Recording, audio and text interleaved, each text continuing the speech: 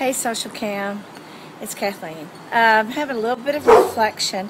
Here's my neighbor's dog who he keeps defecating down on my bottom stairs. But if I have him removed or put inside permanently, I don't have the great warning detector, and I really love him. We're probably going to have to devise a mat or something. But get this, I want you to hear something. The doctor last night has usually been pretty good.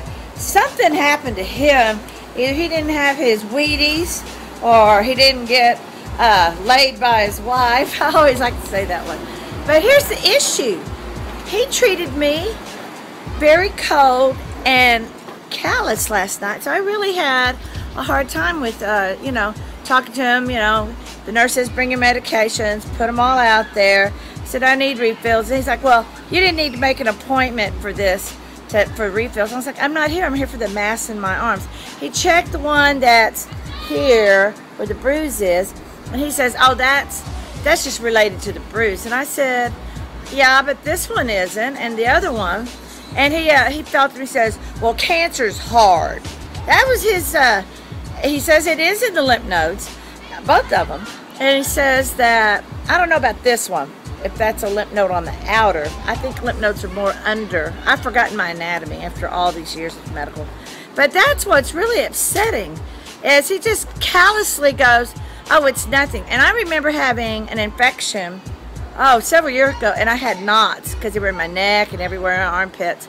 And it was an infection, and it was my body's immune response fighting the infection. So that was different. But this response is, oh, cancer feels hard. Well, I do know one thing. When it's round, it's usually benign, but when it's different shape, that's not a good sign. But he can't tell me it's definitively cancer or anything, and just shrugs it off. And he was mad. He was like, well, I had to tell him I've changed and I couldn't make the appointments because I don't have a car. As we all know, I've gone through flats, robberies, everything.